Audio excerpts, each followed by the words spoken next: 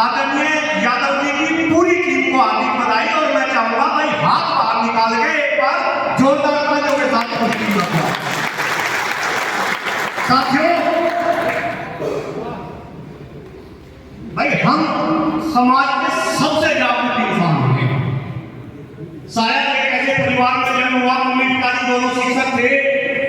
बचपन से शिक्षा व्यवस्था को मैं देखते हुए आ रहा और हम नई शिक्षा नीति में बात कर रहे, लेकिन दुर्भाग्य है हमारा इस सभागार में जितने भी शिक्षक साथी बैठे, हो सके बहुत सारे शिक्षक साथी ऐसे होंगे जिन्होंने इस नई शिक्षा नीति का अध्ययन नहीं किया होगा। क्या भाई ऐसा नहीं हो सके? मैं तो बहुत छोटा हूं उम्र में, यहाँ बहुत बड़े बड़े शिक्षक साथी बैठे, क्या एक बार कोई हाथ ऊपर करके ये कहेगा कि हाँ मैंने पूरी नई शिक्षा नीति का अध्ययन किया? जितने साथी नीचे बैठे है, कोई साथी जिसने पूरी शिक्षा नीति का अध्ययन किया हो, एक बार हाथ ऊपर करके कहो जरा। एक दो साथी हैं जो नई शिक्षा नीति का पूर्ण रूप से अध्ययन कर चुके हैं। अब मुझे एक बात बताओ, जब इस समाज और इस राष्ट्र को दिशा देने वाला शिक्षक जिसके संबंध में नई शिक्षा नीति आ रही, अगर वही उसका अध्ययन नहीं कर रहा, क्यों भाई कैसे काम चलेगा? और हम अध्ययन तो कर ही रहे इस नई शिक्षा नीति का, जैसा व्याख्यान सरकार कर रही पॉजिटिव रूप में, केवल और केवल हम उसका गुणगान करने पर लगे। और मैं तो अभी जब मंच में बैठा, वो तो भला हो आदरणीय अग्रवाल जी प्रधानाचार्य जी का, भाई मेरी और भाई साहब की बात तो कई बार हुई, लेकिन आज पहली बार मैंने इनसे सुना। अदरवाइज मैं तो सोच रहा था कि भाई ये मंच की दूसरी साइड में चला गया। हमारे बीच में प्रधानाचार्य राजकुमार जी, डॉक्टर राजकुमार जी हैं। मैं मंच पर आमंत्रित करता हूं डॉक्टर राजकुमार जी को, कृपया मंच पर जारी रखें जी। है तो आदरणीय अग्रवाल जी का मैं हृदय की गहराई से आभार कर रहा कि कहीं न कहीं ये नई शिक्षा नीति पे इस चर्चा को दूसरी डायरेक्शन में लेके चले गए। अदरवाइज हम तो शायद इसका जो पॉजिटिव पहलू हम देखे केवल और केवल उसका ही निर्माण करने लगते। भाई जितनी बात मुझे समझ आ गई और जो अध्ययन मैंने करा, मुझे ऐसा लग रहा कि शिक्षा क्षेत्र के 4 पिलर है। भाई जरा सभी साथी ध्यान से सुने, शिक्षा क्षेत्र के कितने पिलर? 4 पिलर, जिनमें सारा शिक्षा क्षेत्र दिख रहा। उसमें सबसे पहला जो पिलर है वो है शिक्षक। दूसरा जो पिलर है वो है छात्र छात्राएं, जिन्हें हम शिक्षित करते हैं। तीसरा पिलर इसमें है जो हमारे अभिभावक हैं, जो छात्र छात्राओं के गार्जियन हैं, वो इसका तीसरा पिलर है। और चौथा पिलर है इसमें प्रबंधक। जरा ध्यान दे, प्रबंधक जो अब शिक्षा के अंदर जो प्राइवेटाइजेशन कर दिया, जो प्रबंधक इस शिक्षा व्यवस्था को अब चलाने लगे। 4 पिलर है शिक्षा व्यवस्था के। अगर डॉक्टर कुलदीप मलिक इस नई शिक्षा नीति की बात करता है तो केवल और केवल अगर इस नई शिक्षा नीति में किसी का फायदा हो रहा तो वो फायदा केवल और केवल चौथे पिलर को हो रहा, प्रबंधक को हो रहा। अदरवाइज ना तो इसमें फायदा शिक्षक को हो रहा, ना इसमें फायदा छात्र छात्राओं का हो रहा, और ना इसमें फायदा अभिभावकों का हो रहा। और जरा प्रबंधक भी, यहाँ कोई प्रबंधक शायद मौजूद नहीं होगा, प्रबंधक भी इस बात को ध्यान से सुने कि अगर प्रबंधक का भी फायदा हो रहा तो वो केवल और केवल उच्च वर्गीय प्रबंधक का फायदा हो रहा, निम्न वर्गीय और मध्यम वर्गीय प्रबंधक का कोई फायदा नहीं होगा। ये बड़े बड़े प्रबंधक भी आने वाले समय में छोटे प्रबंधकों को खा जाएंगे। और खास तौर से क्योंकि भाई यहाँ तो सरकारी क्षेत्र में काम करने वाले शिक्षक मेरे सामने बैठे, आप ध्यान रखना, अगर किसी तरीके से आप खामोश रहे, सरकार का गुणगान कर रहे हैं, तो आने वाले टाइम में आप सरकारी क्षेत्र में काम नहीं करेंगे। डॉक्टर कुलदीप मलिक की तरीके से आप भी प्राइवेट क्षेत्र में काम करेंगे। सारे के सारे विद्यालय, ये सारे के सारे विद्यालय आने वाले टाइम में खत्म हो जाएंगे। अरे मैं तो जब इन शैक्षणिक संस्थानों के बारे में सोचता हूँ, जिस तरीके से 1-1, 2-2, 10-10 रुपए का चंदा इकट्ठा करके ये विद्यालय बनाए गए, और आज इन विद्यालयों में इस तरीके की व्यवस्थाएं, अरे मैं तो कई बार जाता हूँ प्रधानाचार्य कई विद्यालयों के अंदर चौकीदार का काम करने, विद्यालयों के अंदर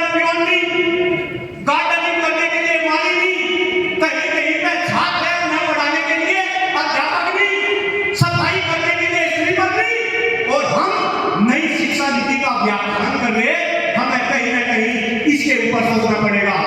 साथियों, सरकार की केवल और केवल मंचों से डॉक्टर कुलदीप मलिक इस बात को हाथ कृपा करके सभी साथी ध्यान से सुने, इस सरकार की केवल और केवल एक ही चाल है कि ये सरकार शिक्षकों को 3 वर्डिंग बोल रहा, ध्यान से सुने, ये सरकार शिक्षकों को सामाजिक रूप से, आर्थिक रूप से और राजनीतिक रूप से क्या करना चाहिए, खत्म करना चाहिए।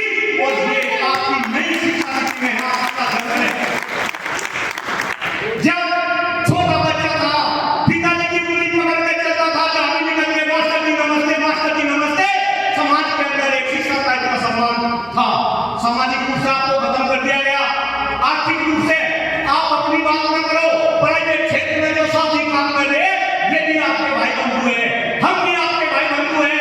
चुनाव लड़ने के बाद, चुनाव से पहले मुझे ऐसा लगता था मैं प्राइवेट क्षेत्र में अच्छी खासी सैलरी ले रहा, लेकिन मैं तो प्राइवेट क्षेत्र में देखा भाई 50-50 रुपए में टीचर काम कर रहे, आर्थिक रूप से खत्म कर दिया गया टीचर को, आपको भी खत्म कर रहा कर रखा। आप पुरानी पेंशन के लिए आवाज उठा रहे, पुरानी पेंशन बहाली के लिए, क्यों भाई? कौन सुन रहा? आपको तो ये मलाई वाले में हमें आपको सपने का दूध पिलाएंगे, नई शिक्षा नीति लेकर आएंगे, हम उसकी तारीफ करेंगे, सब आने के लिए हमें समझना चाहिए कि राजनीतिक रूप से मैंने बताया, सामाजिक रूप से हम खत्म हुए, आर्थिक रूप से खत्म हुए, और इस मंच के माध्यम से डॉक्टर कुलदीप मलिक इस बात को गंभीरता से कह रहा कि हमें राजनीतिक रूप से भी क्या कर दिया गया, खत्म कर दिया गया। भाई अब तो चुनाव लड़े, मैं भी चुनाव लड़ लिया, आदरणीय त्यागी जी कई बार चुनाव लड़ चुके, क्यों भाई? अगर ऐसे इंसान विधान परिषद के अंदर जाकर आपकी आवाज उठाते तो शायद आज आपकी सुनने वाला कोई होता, लेकिन आपको राजनीतिक रूप से भी खत्म कर दिया गया।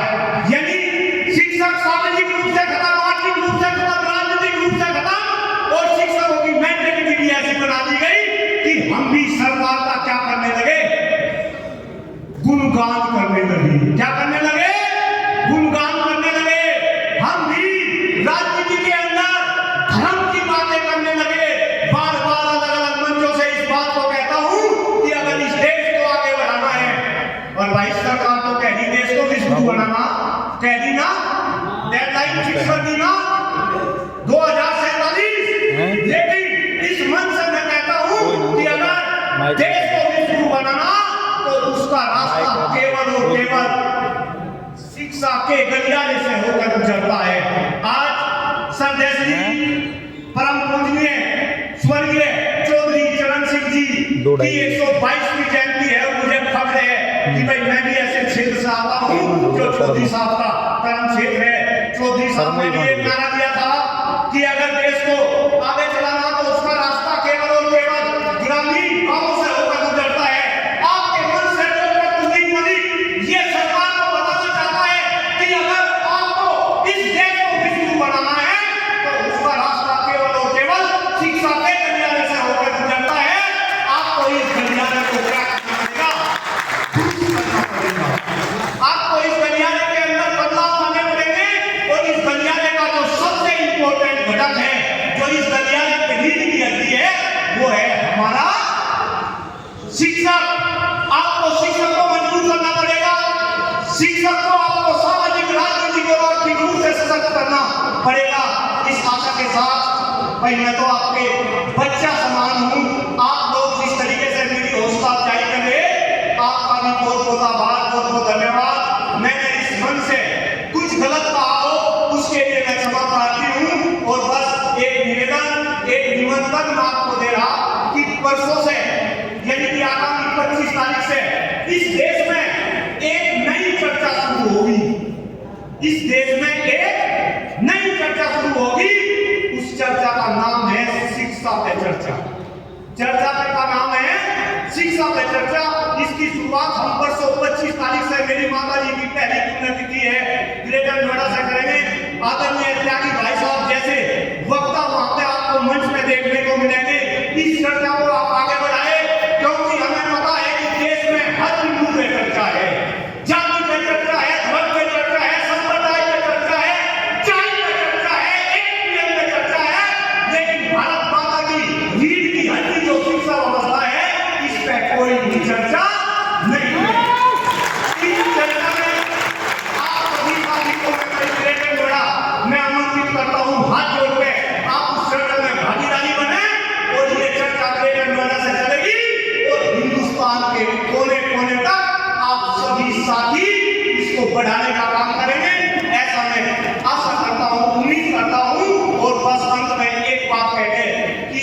अकेले डॉक्टर उमेश चंद त्यागी जी से काम भी चलेगा। आपको हर विद्यालय के अंदर, हर शैक्षणिक संस्थान के अंदर डॉक्टर उमेश चंद त्यागी जैसे संघर्षशील शिक्षकों को बनाना पड़ेगा, उन्हें आगे बढ़ाना पड़ेगा। आप सभी का बहुत बहुत आभार, बहुत बहुत धन्यवाद। जय हिंद, जय शिक्षक समाज, शिक्षक एकता, शिक्षक एकता, शिक्षक एकता। बहुत बहुत धन्यवाद। धन्यवाद।